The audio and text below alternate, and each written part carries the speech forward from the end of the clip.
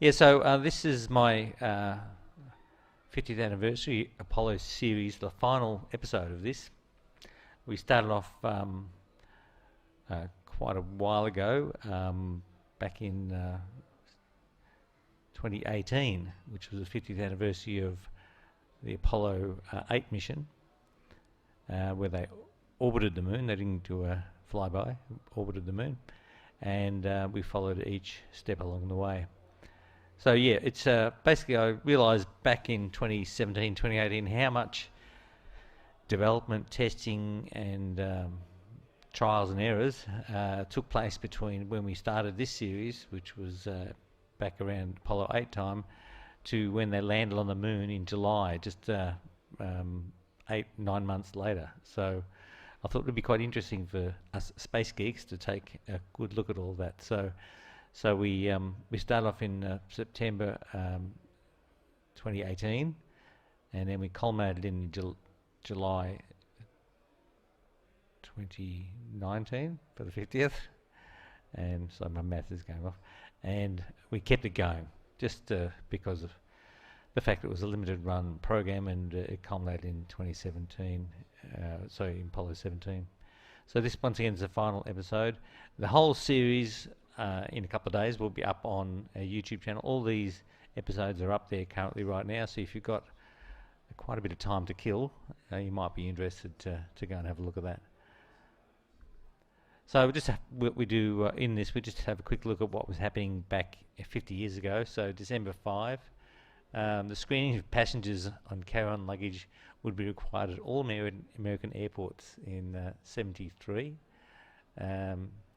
There'd been 29 hijackings in the US, and in 72 and 73 there were just 2. So obviously had a good effect. December 7, last draft call for the induction of American adults to the US Armed Forces. December 13, North Vietnamese, because the Vietnam War was ongoing at this stage, walked out of the Paris peace talks. Nixon issued an ultimatum to return to talks within 72 hours. 2018 begins Operation Linebacker 2, the most massive aerial bombardment ever made on North Vietnam. So pretty full on. Actually, interesting, the picture in the middle there, that was the picture of the conference that was in Paris that the Vietnamese walked out of, and below that is a picture out of Dr. Strangelove, and I thought the beautiful parallel between those two images was worth adding in. You can't fight in here, this is a war room. December 18, Neely Hunter Biden, the wife of US Senator Joe Biden, was killed in a traffic accident. December 20, Northrop Grumman M2F3 wingless lifting body made its final flight, achieving an altitude of 71,500 feet. December 25, unpublished decree took effect in USSR, making it illegal for Soviet citizens to meet with foreigners for the purpose of disseminating false or slanderous information about the Soviet Union. Yuri Andropov, the director of the KGB, recommended that Soviet Politburo allocate $100,000 to influence the March parliamentary elections in Chile, and that was approved in February. 1972, December, Soviet Union governing presidium approved an order changing the Chinese-sounding names of 9 cities in Siberia that had been seized by the Russian Empire from China in the 1860s. Sounds a bit familiar to things that are happening at the moment. December 27, US Environmental Protection Agency issued a new regulations requiring unleaded gasoline. December 29, Edward Lorenz proposed the now famous butterfly effect in a paper delivered to the American Association for the Advancement of Science. Predictably, does the flap of a butterfly's wings in Brazil set off a tornado in Texas? I don't know what the answer to that is. In Australia in 72, the ALP led by Gough Whitlam won 67 of the 125 seats and kicked out the Liberal Party. It had been in power for 23 years. He was sworn in 3 days later and introduced dramatic economic, social and political reforms, withdrawal of troops from Vietnam, freeing imprisoned draft protesters and setting up ties with China, North Vietnam and East Germany. Shane Gould was announced as the Australian of the Year, and health warnings: smoking is a health hazard, becomes compulsory on cigarette packets in Australia. Also, December in 72, the last Australian servicemen to serve in Vietnam War were brought home. ABC's children's television program, Adventure Island, broadcast its 1175th episode. Adventures of Barry Mackenzie, starring Barry Crocker, telling the story of an Australian yobbo, was released. And this, I like, this is a an advertisement in Target Catalogue Australia of 1972. Actually, John, a lot of these people look a bit like the people over at your rocket launch in South Australia. So,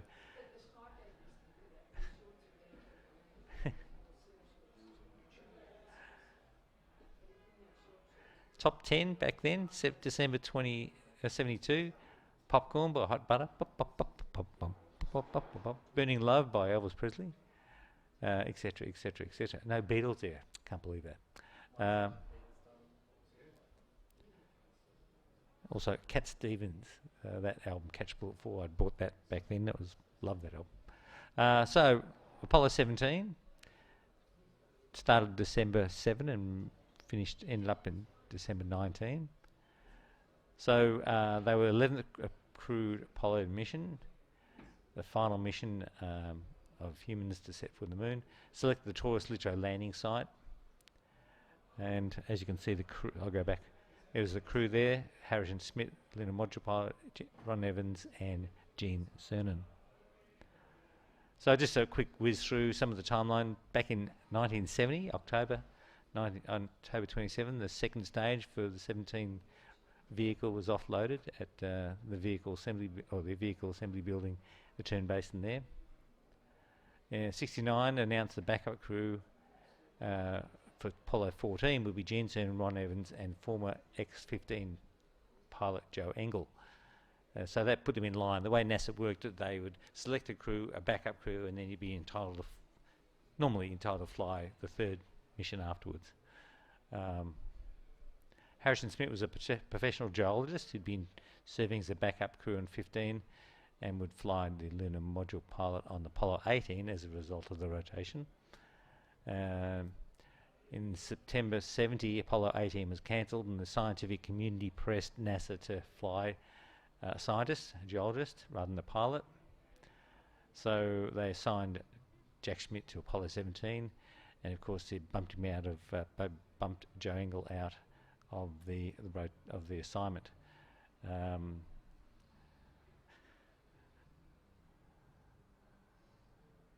So Joe Engle took that very graciously.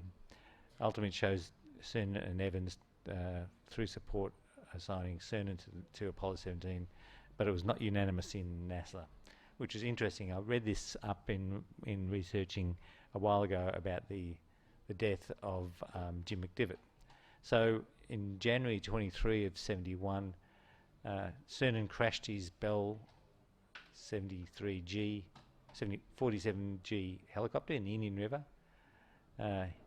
It was later attributed to the pilot error as he'd misjudged the altitude before crashing in the water. Yeah, I get to that. So Jim McDivitt was the manager of Apollo space program at that time, and he objected to Cernan's selection, citing the incident, though Dick Slayton dismissed the concern. After offering the command of the mission, Cernan argued that Engle should fly with him on the mission, but agreed to Schmidt's selection when it came clear that Schmitt would fly on Apollo 17 with or without Cernan. The prime crew was then publicly announced. So that picture on the bottom right is Cernan's helmet that he was wearing in the helicopter at the time. In October 71, the NASA press release stated that misjudgment in estimating the altitude was the primary cause of the crash. So regarding this helicopter accident. Later accounts, one of which was written by Cernan himself in an autobiography, it was revealed that Cernan was flying too low and showing off to nearby boaters. Sounds like Cernan. All right, so August of 13 of 71, they formally announced the crew. Cernan was selected back in 63. He flew on Gemini 9 and Apollo 10, and he was back at command of 14. Evans, selected as an astronaut in 66, would be making his first flight, and Schmidt was selected in the first group of scientist astronauts in 65. I believe he was selected around the same time, or in probably the same class as the Australian-born Philip Chapman. He'd be making his first flight on Apollo 17. So March 72, they were just undergoing final fit checks for their suits, and particularly like that picture in the left bottom hand corner with the unique 70s fashion statements there, mustaches and big long sideburns. This is an interesting picture. This is Gene Cernan practicing an EVA wearing Dave Scott's actual lunar suit. The reason was that he used Dave's suit at that point in time. His training suit wasn't yet ready. Both Scott and Cernan were similar size, and hence Cernan was able to use that suit for training. Apollo 17 and the CSM, the lunar module and the CSM, were docking tests in May the 2nd of 72. May 15, the first stage was erected in preparations for the mission. Overhead crane raises Apollo 17 first stage for erection onto the mobile launcher, and then they mated on June 23, the third stage, after the second stage obviously was mated, to form the final stack. June 5, the lunar roving vehicle was unpacked at KSC, and I'd put that picture again. I don't know why I did that. Anyway, yes, so there's the third stage being stacked on the top. August 1, the CM was moved to the VAB for stacking. Note, Ron Evans is driving behind the wheel of the transport truck. Ron Evans was all over the vehicle through the entire ground preparation, building, construction and testing. Really smart guy apparently, and a very hands-on sort of guy. So he's there, once again, he's talking with the McDonnell Douglas personnel inside the interstage during the second and third stages. August 4, Gene Cernan posing with his family and a daughter's friend. Love once again the 70s fashions and colour. August 9 of 72, during the final LRV fit check. So they basically plugged everything in, life support systems into the suits, plugged the suits in, plugged all the communication, checked all of that out, made sure everything fit, everything worked, everything communicated, etc. before the final stack. So now we have August 16, the lunar module undergoes testing prior to being closed in the adapter, because you couldn't have a lunar module sitting out there in the wind because it's not strong enough, so there's an adapter that goes right over the top of it. So the spacecraft passes with the S-1B booster intended for the first manned Skylab mission. Busy place around the VAB. So the Apollo 17 spacecraft is gently lowered down on top of the instrument unit on the rest of the Saturn V vehicle. Training continuing. Backup Commander John Young, who is the backup commander to the prime crew, sitting in the lunar rover training vehicle, and they're doing EVA training out there, scoops of soil, etc., into the sample bags, etc. A lot of hours of training. Here they are, because as the Apollo moonwalks or EVAs progressed, the problem of dust was significant and fouling up equipment and etc., etc. So they were more and more concentrating on trying to keep the lunar module clean as much as possible, so they would try to brush each other down on the surface just before they went into the vehicle. Even then, it was really difficult. So rollout time was August 28, and they watched their vehicle out to the launch pad, launch complex. Be pretty cool standing there watching your rocket roll out. And then there was the famous pictures that we've all probably seen, the crew suited up in front of the stack on the pad. More training, lunar roving vehicle training at KSC. Self-explanatory. Here's Ron practicing film handling cassette to Harrison Smith seated in the spacecraft mock-up, because what they did is they had a whole bunch of cameras on the service module, filming, taking pictures of the surface. On the way back to the Earth, Ron Evans, the command module pilot, did a deep space EVA to go and retrieve those camera films. That was the third and final deep space EVA. So here's Ron doing training in a water tank with his suit and everything. In fact, he used Gene Cernan's lever. It's an over helmet to their clear bubble helmet, which actually Gene Cernan used on the moon, as well as the mini backpack at the top of the emergency backpack. So that's what Ron used in the deep space EVA. Some more training. October 17, Gene Cernan preparing to train in the lunar training vehicle at Ellington Air Force Base, and then October 20, egress training in a tank. Unlike previous crews where they'd done it out in the Gulf of Mexico, they just conducted this splashdown recovery training in a water tank at Manned Space Flight Center. And here's a funny picture which no one really seems to know the origin of, but I think you see films that back at that time that at least Charlie Duke and John Young, who were the moonwalkers on Apollo 16, had grown moustaches, and I think the prime crew decided they would fit some moustaches and make a bit of fun. Actually, it's pretty funky. The Apollo 16 command module pilot growing the full blood nut beard or goatee, etc. Stu Russo. Alright, so continuing training, October 27, doing some Ron Evans in the middle there with the green shirt, doing some lunar surface training, identifying areas that they wanted to focus on for photography, etc. And Gene and Jack in the lunar module training simulator. In fact, if you want to go to, I think it's at the Kennedy Space Center, it might be Johnson Space Center, that actual training lunar module cabin is there to have a look at. I think it might be at Huntsville, actually, is it? Yeah, anyway. Okay, my thing's not responding.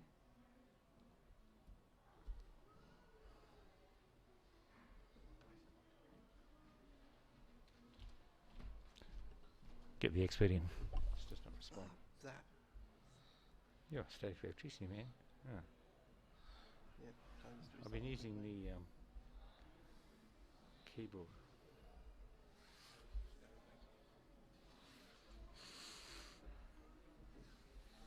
Just still working?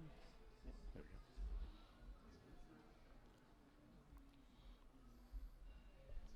go. Is this audio stuff? Yeah, I'm just gonna fix something.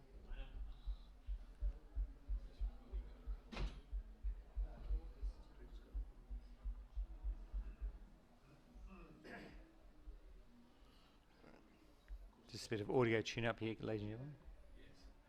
All right, so then November the 2nd, they senior management met at KSC for the flight readiness review, which they approved the December 6th launch date, which will be the first night launch, which is quite a coincidence because the Artemis launch that happened a couple of weeks ago was a night launch as well.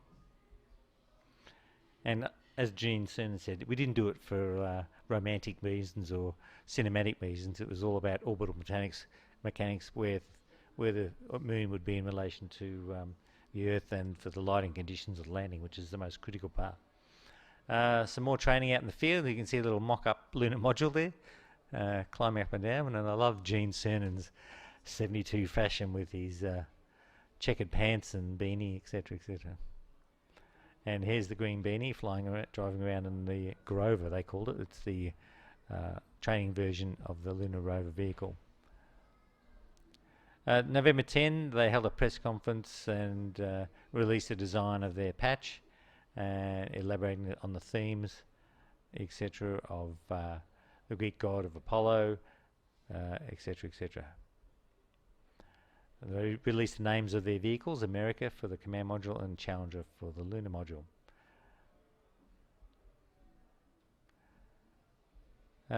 Gene Cernan congratulates the Lunar Landing Training Vehicle ground team following his 46th flight aboard the training vehicle, and that was the final flight of that vehicle. Very difficult to fly, very touchy, tricky, but all of the astronauts say that there was invaluable training. So if you ever get access inside the Teague Auditorium at NASA, you need to have a press pass or some other special tour. It's actually hanging up in the ceiling there. I've seen it a couple of times. It's quite amazing. It's quite an amazing vehicle. All right, so November 15, the ground controllers and launch team conduct a countdown demonstration test. This is where they run through all the processes of fueling up and testing the systems, etc., to make sure that all of their systems are correct. And then the astronauts themselves, on November 21st, they went out for their participate in the last day of the countdown demonstration test, suiting up with the actual flight suits, all the exact steps that they would take on launch day to make sure everything was going to work correctly. So then they went out to the launch pad, into the White Room. Some of the experiments that they were running, I'm not going to go through all of them here, but Gene Cernan trains with a drill to place probes for the heat flow experiment. And that heat flow experiment, basically they drill a hole and they would put a probe down and measure the temperatures down there.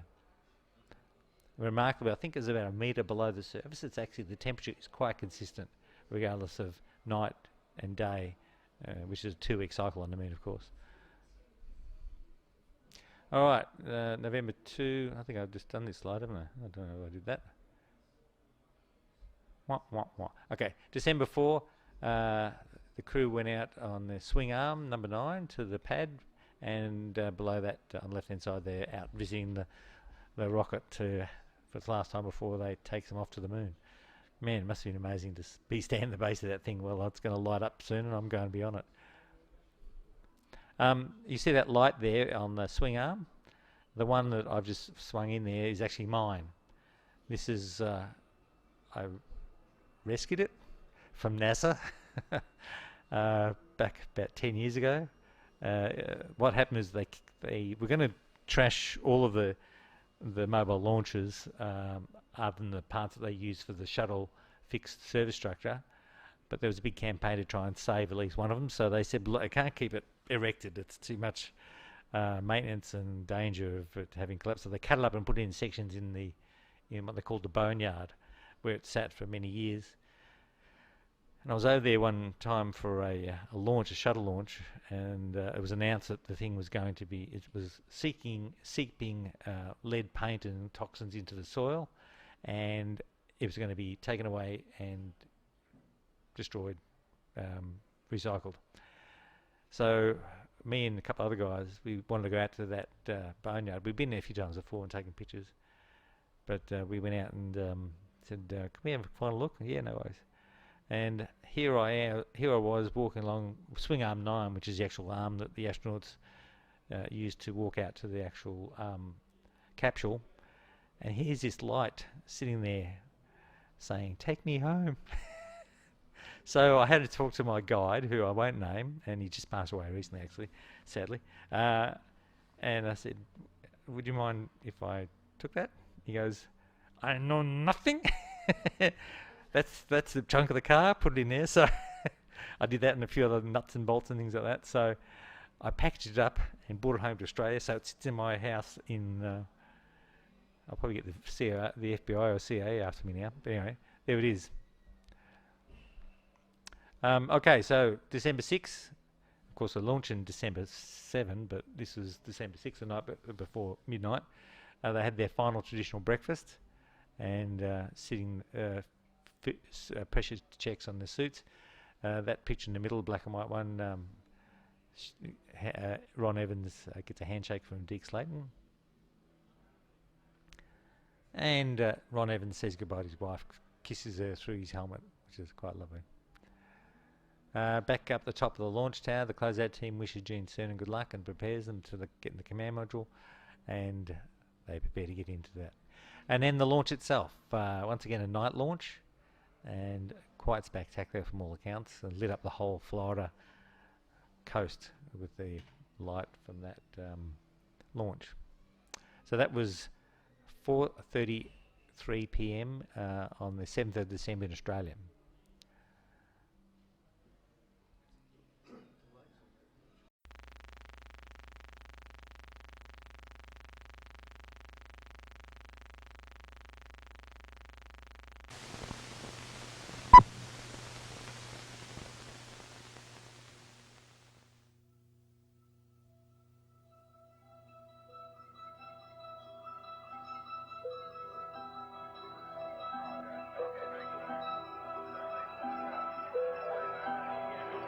December 6, 1972.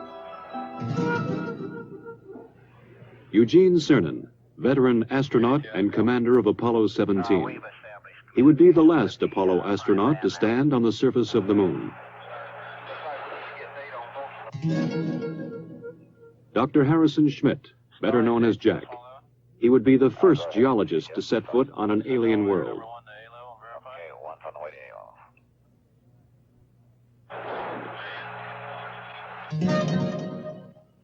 Ronald Evans, command module pilot. He would remain in lunar orbit, operating a battery of experiments that would take this last close look at the moon. In the year 1675, Sir Isaac Newton was asked by his fellow scientist, Robert Hooke, how he had accomplished so much. "If I have seen further," Newton wrote, "it is by standing on the shoulders of giants."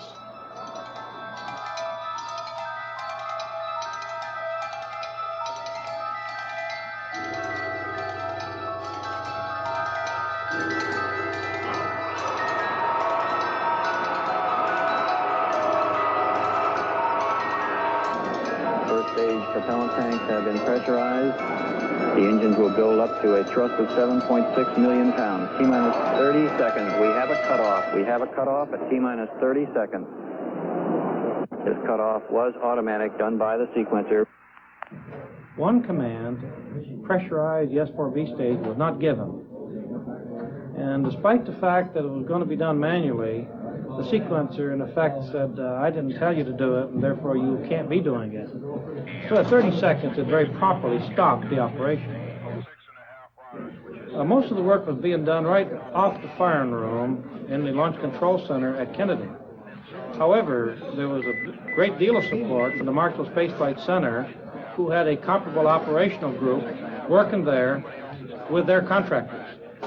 So we concluded that we were safe, and we gave the word to jump route to one signal and proceed, which we did.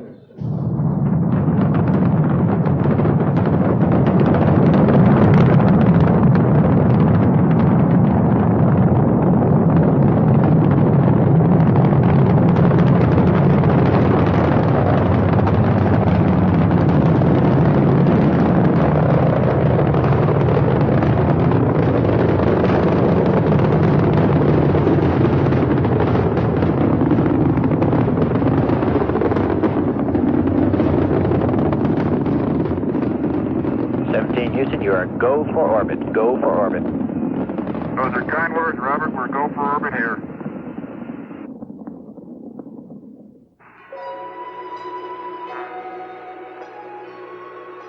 After checking out the spacecraft in Earth orbit, they burned out of orbit and headed toward the moon.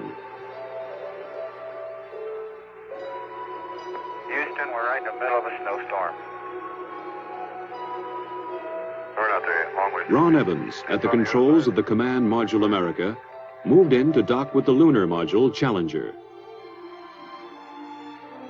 They pulled Challenger free of the booster's third stage, then continued the 3-day coast to the moon. GNS, ATM, ECHO. Even as Cernan, Evans, and Schmitt headed toward the moon, directly below the Apollo 17 control room, Flight Director Don Putty ran his crew through a launch simulation for the first Skylab. As you're probably well aware, we are still working on other programs, Skylab being the prime effort starting in the spring of next year. We're also working on the cooperative mission with the Russians, which will take place in 1975. And of course, we've got quite a few of the flight control team as well as other center elements involved in the work on the shuttle. So it's the start of a new era, I hope. Skylab, of course, will fly in the spring of next year with 3 men going up and spending 28 days, and then 2 months later after they land, we'll put 3 men up for 56 days. They'll come down, and 30 days later, another 3 will go for 56 days. So a year of 73, calendar year, will certainly be a busy one from the standpoint of manned spaceflight. December 10th, 1972. America and Challenger went into orbit around the moon. Houston, this is America. You can breathe easier. America has arrived on station for the challenge ahead. The next day, December 11th, Cernan and Schmidt entered the lunar module and undocked.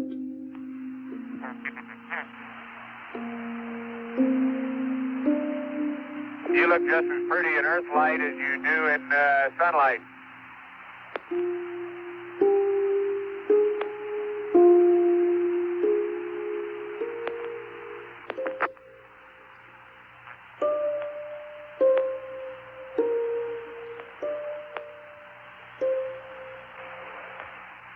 Roger, America. Have a good burn. You're loud and clear.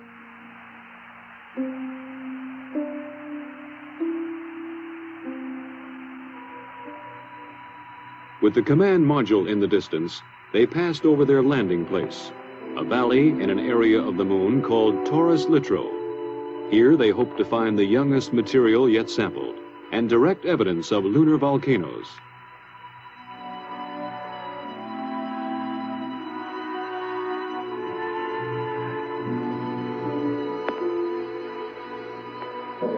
You're looking real good, Gene. Right down the line. Oh, man, we're level with the top of the massif now. Okay, stand by for pitch over. Oh, are we coming in? Pitch there it is. Proceeded. And there it is, Houston. There's Camelot. Wide on target. I see it. We got them all. 42 degrees, 37 degrees, to 5,500. 53 degrees. Okay, I've got Jorge, I've got Poppy, I've got the triangle. That's 2,500 feet, 52 degrees. H-dot is good at 2,000. H-dot is good. Fuel is good. Going down at 10, cut the H-dot. The fuel's good. 110 feet, stand by for some dust. Little forward, G. Finger forward a little. 90 feet. Little forward velocity. 80 feet. Going down at 3. Getting a little dust. Going down about 2. Very little dust. Very little dust. Stand by for touchdown. Stand by. 25 feet. Down at 2. Fuel's good. 20 feet. Going down at 2. 10 feet. 10 feet. Contact. Stop push. Engine stop. Okay, Houston, the Challenger has landed. Roger, Challenger, that's super. Houston, you can tell America that Challenger is at Taurus Littrow. December 11th. Cernan, then Schmidt, left the lunar module to begin their first EVA. As I step off at the surface at Taurus Littrow, we'd like to dedicate the first steps of Apollo 17 to all those who made it possible. Their first job was to unload equipment, including their rover, the electric car in which they would drive to the exploration sites. That's beautiful. This has got to be one of the most proud moments of my life, I guarantee you. We thank you very much. As Cernan drove the equipment-laden rover, Schmidt carried the scientific experiments package called ALSEP. Hey, do you need me, Gene? Nope. I'm going to go deploy an ALSEP. Have at it. In Houston, scientists in the science support room watched correlating and directing their movements. Okay, Bob, I've got my tools of the trade right here. As Schmidt set up the various experiments, Cernan drilled a series of holes, both to collect core samples and to implant experimental probes. Well, we're out in the ejector blanket of Camelot for sure now. Yeah. Man, it didn't feel like this stuff was that hard. No, I'll get it. I knew there was something I needed to get the jack in over here, other side. Let me put some weight here. Not going anywhere. Oh, he's going slowly, Bill. Very slowly. I'm gonna get this thing out now that I got it. Boys, you know, that's what you call getting down into your work.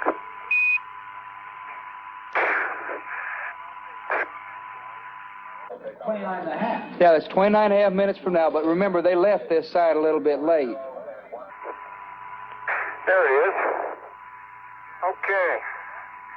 And Jim, you better make it clear to Parker that we got to pull out. On the moon and on the Earth, they were fighting time now.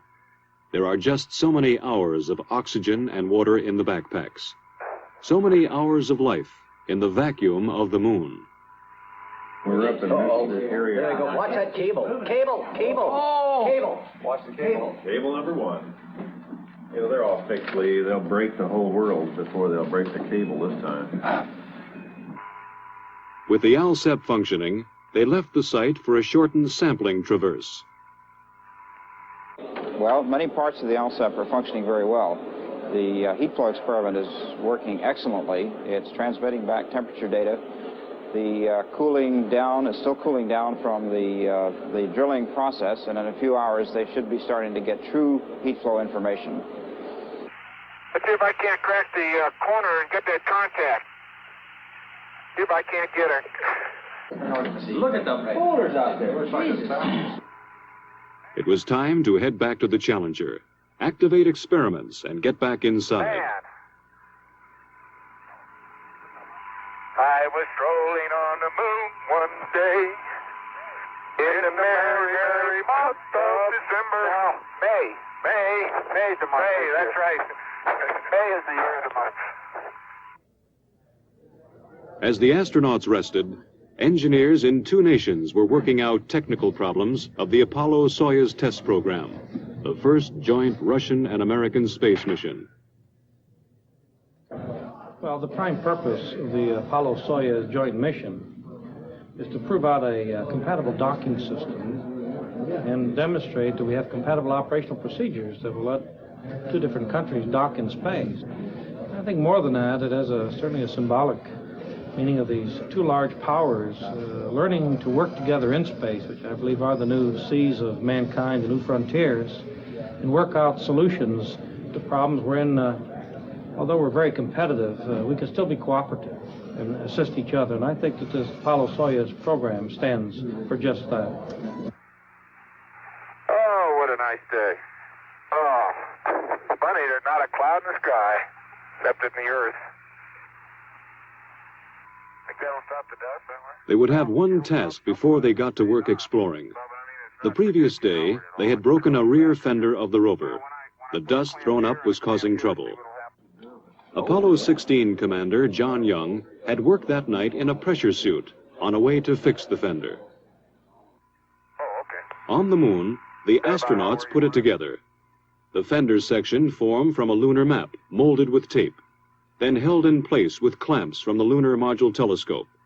It was a repair that would last the remainder of the mission. Then Schmidt moved out to place one of several explosive packages which would be detonated after they left the moon, mapping the lunar subsurface, much as earthly geologists explore for oil. Cernan would pick him up in the rover for the drive to the first site on this traverse, Station 2. They're somewhere along this rim where they can see.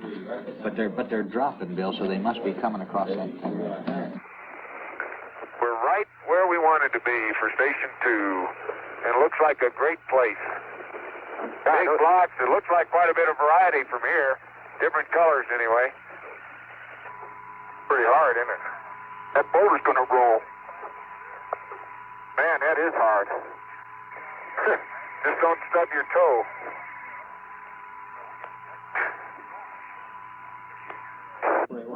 The foreground features are somewhat different, simply because they were farther up onto the hill, I think. But otherwise, that's remarkable.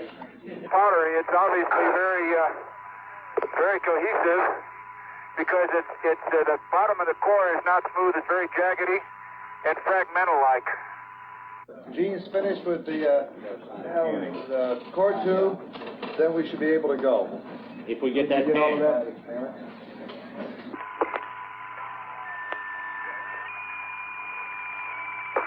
Oh, dadgummit. Jack Schmidt having a few problems.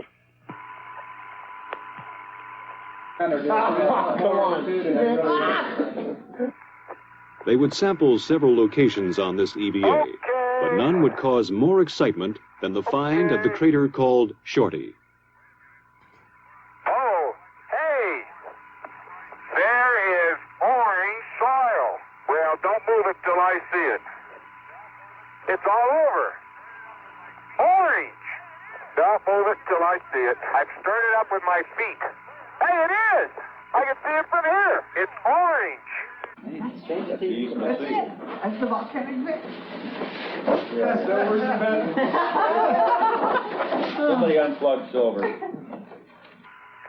Fantastic, sports fans. It's trench time. Jack, that is really orange. I think it is the most exciting we have come across since the beginning of the Apollo program. I believe that it's going to be the most rewarding of all the finds on Apollo. Light gray material on either side. Oh, man, that's incredible. Say, Gene, we're going to have to... That's incredible. You need to get a down-sun color. There isn't enough time, Tony, to do it no matter which way you want to do it. We need more time. We may have to slip. We have to slip 5 in a little bit. He's getting about 3 centimeters of whack. They got to leave at a certain time regardless of what we got. Willing to give up all the light mantle stuff. They had to leave Shorty Crater and its orange soil and push on. Time, the enemy of the lunar investigator on the moon and on Earth. I can't believe we sampled the whole... I can't believe we sampled the whole thing right on. The precious minutes had run out. Return to the rover, drive back to the Challenger, close out EVA-2. We'd like you to leave immediately. Okay. My golly, this time goes fast. As the last Apollo crew worked on the moon, the engineers on Earth prepared for tomorrow's day in space. I have a model here of the space shuttle. As you see, it resembles a delta-wing airplane on top of a propulsion system. System is going to be designed so all of the costly parts are reusable. Now that we're beginning to understand space, we're beginning to understand the potential, the economic potential. The need is to bring larger arrays of instrumentation up in space. The need to provide man with a real capability to work up in space. Okay, Bob, I'm on the pad, and it's about 4:30, a Wednesday afternoon, as I step out onto the plains of Torres Littoral. Beautiful valley. December 13th. Yesterday, they had explored the south end of the valley. Today, they would go north. Yeah, well, let's ask for an extension. Hey, Jim, this is the last time for you to really go to bat for us, Jim. We know you'll do it for us. Send in an extension for that L7. Yeah. Holy smoly! Why are we on a slope? You okay? Man, that's rough country in there, isn't it? Well, you're looking across Henry. Yeah. Apollo science will continue, and I'm sure much of the mysteries will continue to come out for many years to come. But of this I'm sure. Man has learned that space is his to explore. And man will return to space to explore, to the moon and beyond.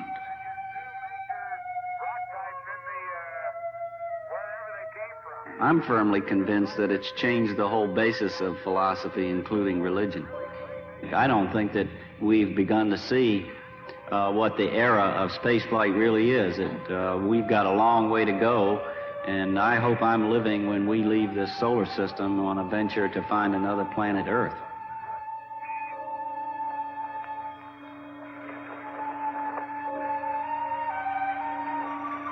You know, Jack, when we finish with station 8, we will have covered this whole valley from corner to corner.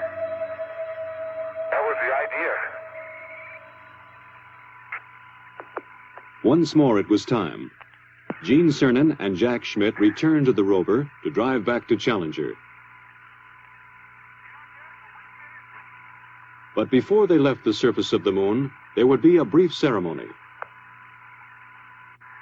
It's a rock composed of many fragments of many sizes and many shapes. When we return this rock, or some of the others like it, to Houston, we'd like to share a piece of this rock with so many of the countries throughout the world. We hope that this will be a symbol of what our feelings are, what the feelings of the Apollo program are, and a symbol of mankind that we can live in peace and harmony in the future. And a final word from the last man on the moon. I'd like to just let what I believe history will record, that America's challenge of today has forged man's destiny of tomorrow.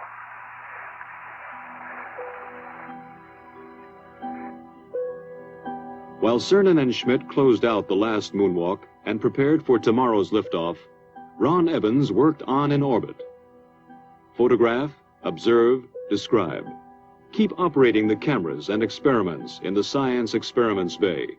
In orbit, as on the surface, the seconds are precious.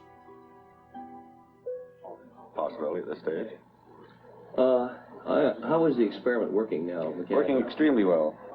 We're looking for subsurface geologic structure in the broad sense, layering, for example. This is the infrared scanning radiometer.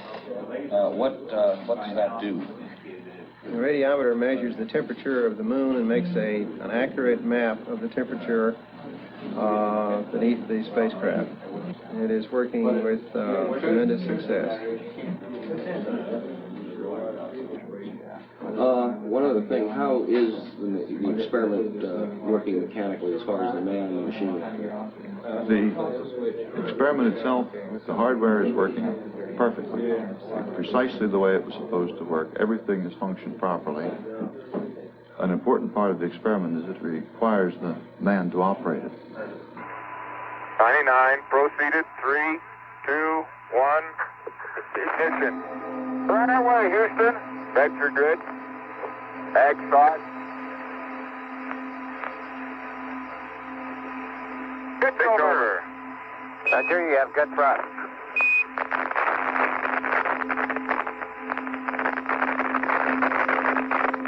Okay, 30 seconds.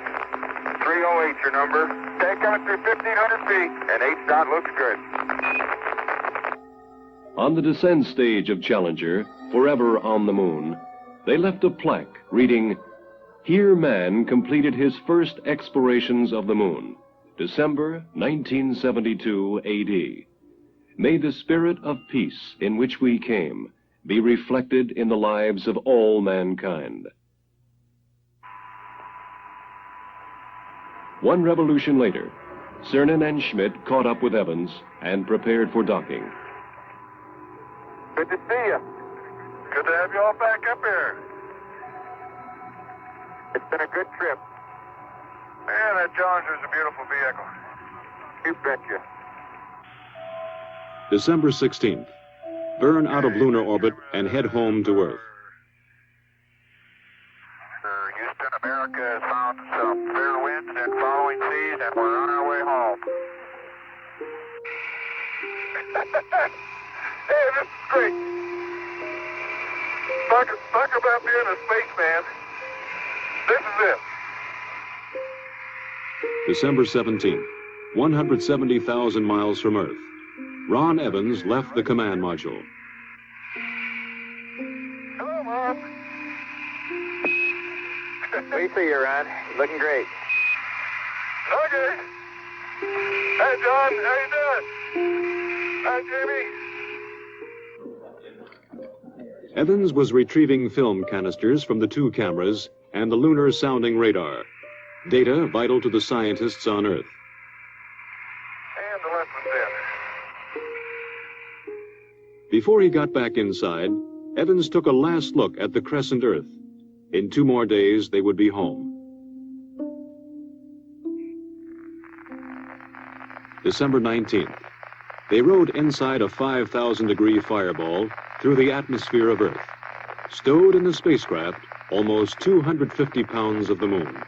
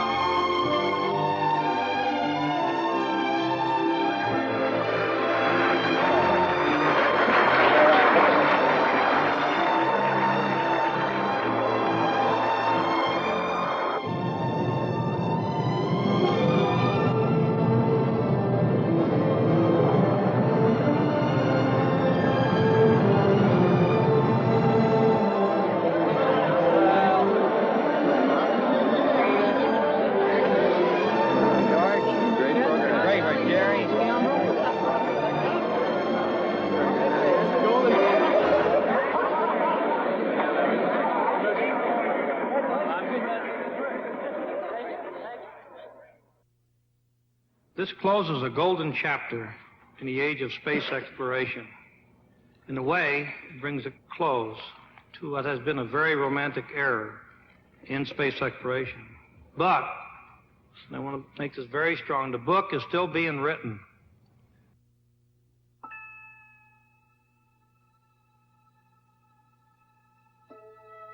The moon. A lonely world in the absence of man.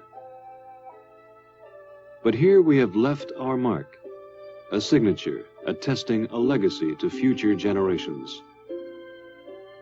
We stood on the shoulders of giants and touched the moon.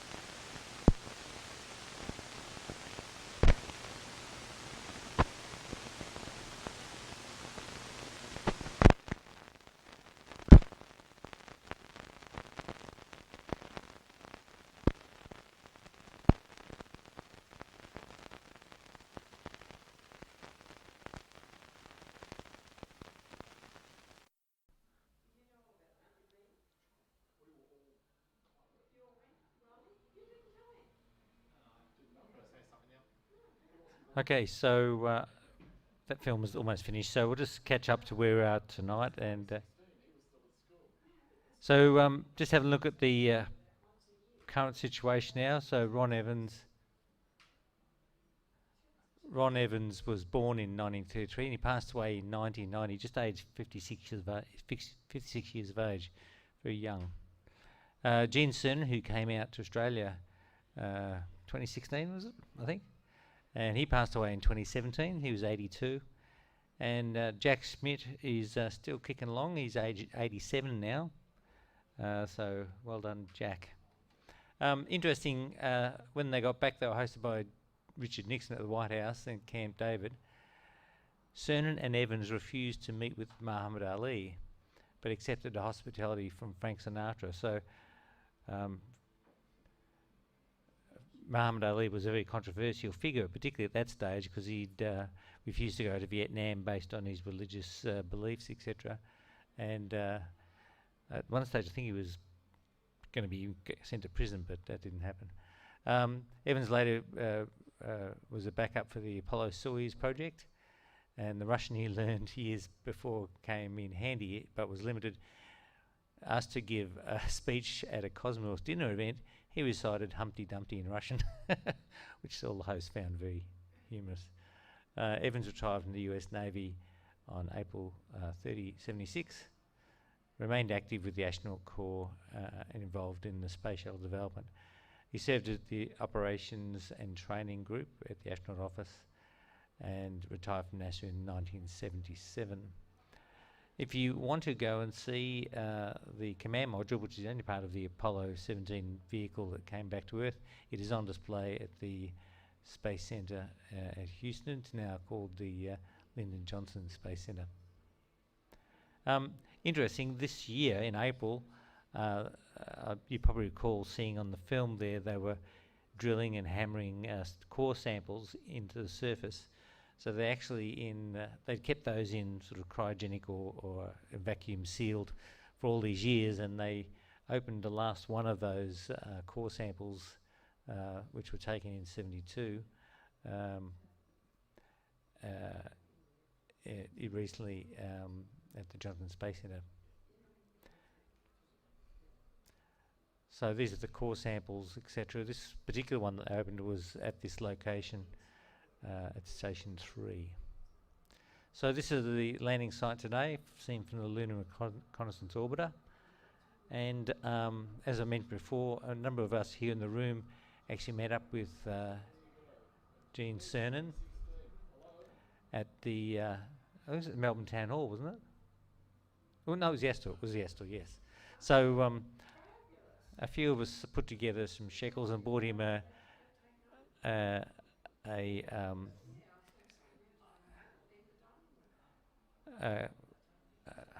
Kubra hat, which was warmly appreciated because he's from down south. However, it was a bit big for him, so trying to get his head dimension from Australia was a bit difficult, but he had a bit of a laugh about it. And I think, Len, you took him corrected size one. Fantastic. Yeah, that's lovely. Yeah.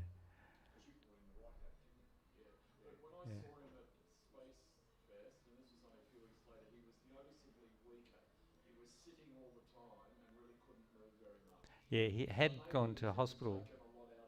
Yeah, he had gone to hospital, I think, a couple of times while he was here in Australia. Yeah. Now I don't know the actual era of this. It was back in the late '70s, early '80s, maybe.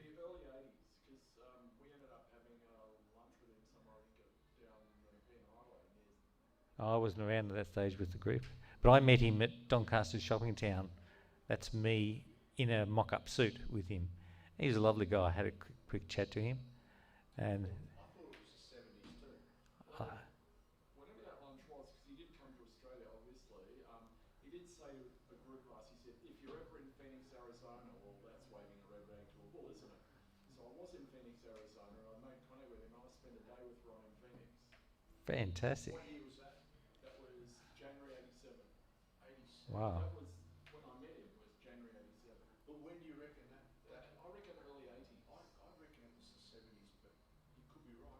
Yeah. So this is just a quick very recent message that We choose to go to the moon in this decade and do the other things, not because they are easy, but because they are hard.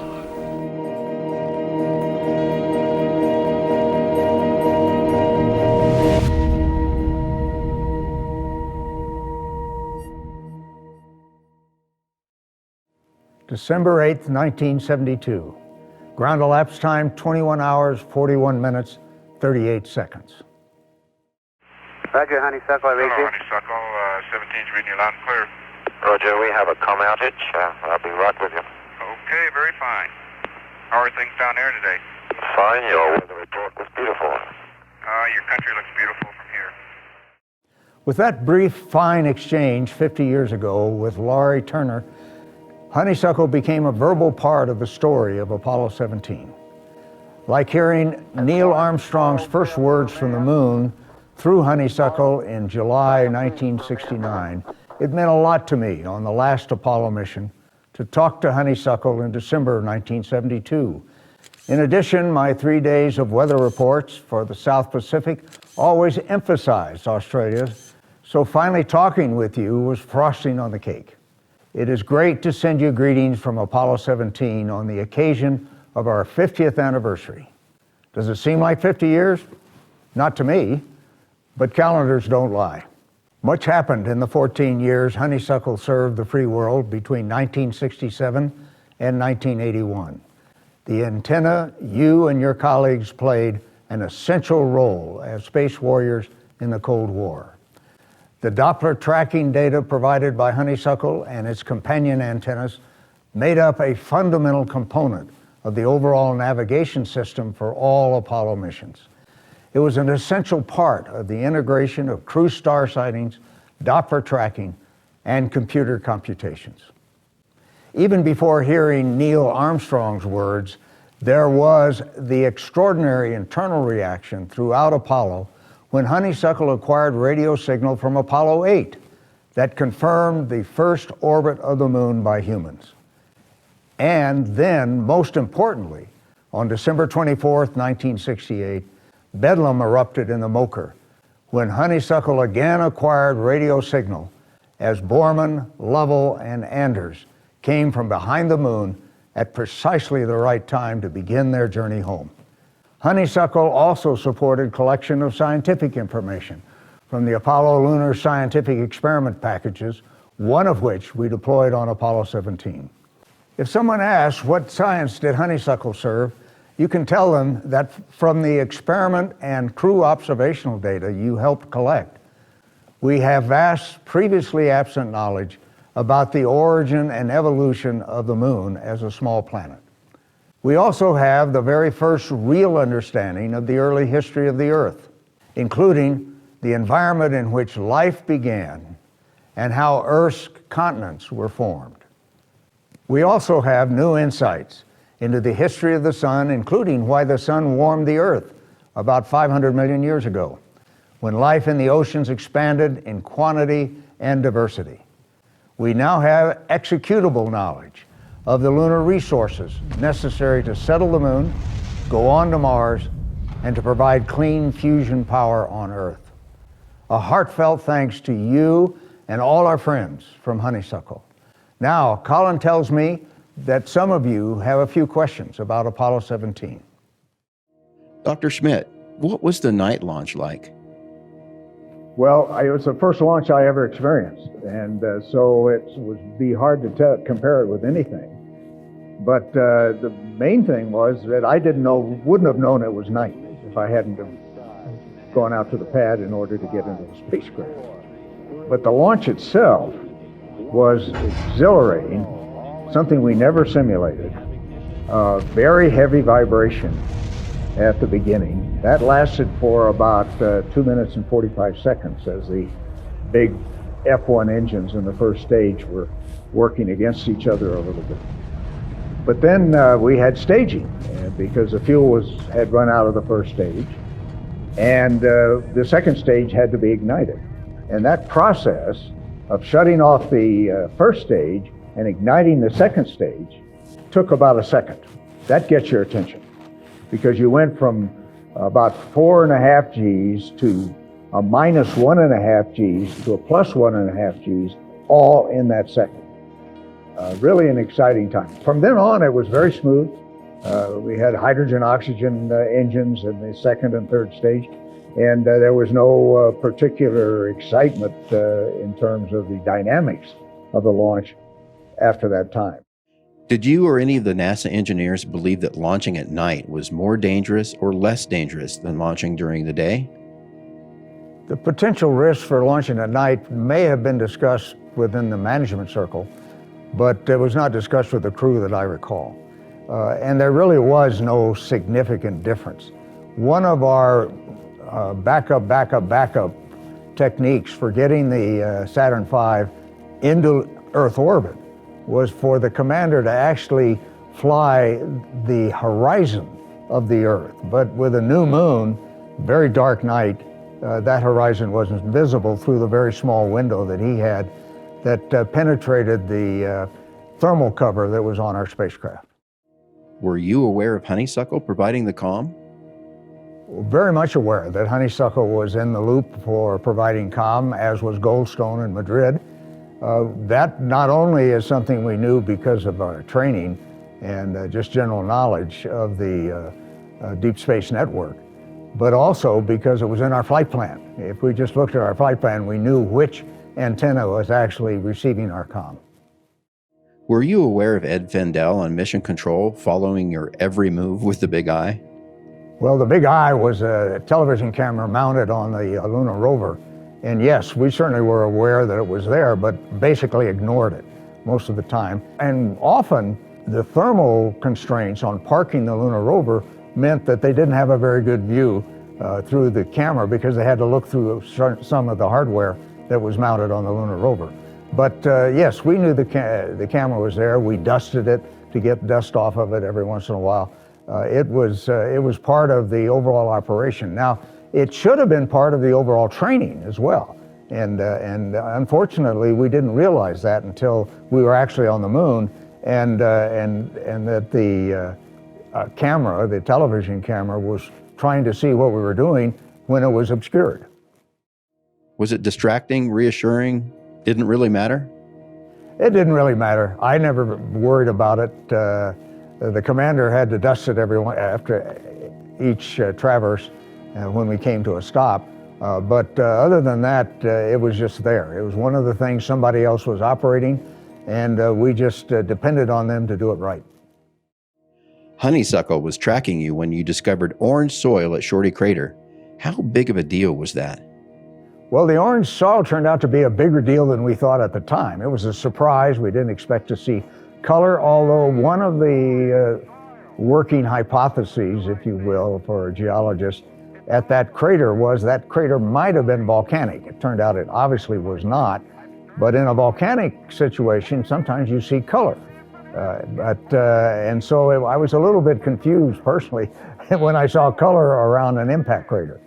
But nevertheless, over time, gathering information from the samples that we took has provided a great deal of information about the internal structure of the moon, the composition of the deep lower mantle that we call it, below about 500 kilometers.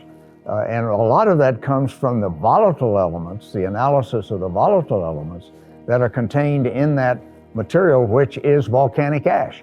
It is old volcanic ash, very old volcanic ash, formed about 3.5 billion years ago. Once again, greetings. And Teresa and I wish we were there with you to celebrate the 50th anniversary of Apollo 17 and raise a glass to you and your families.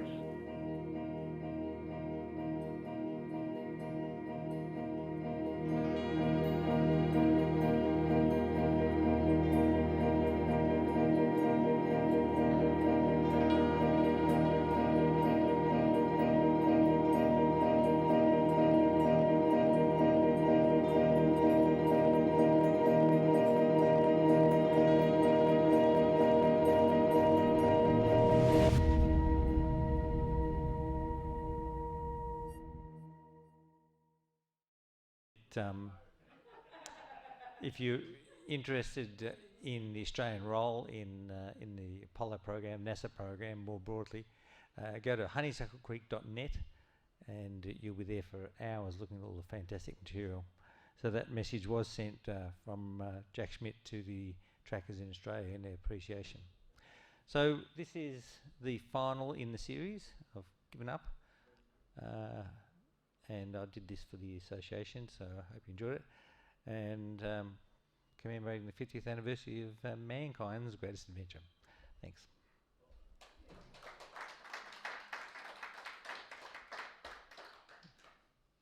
John.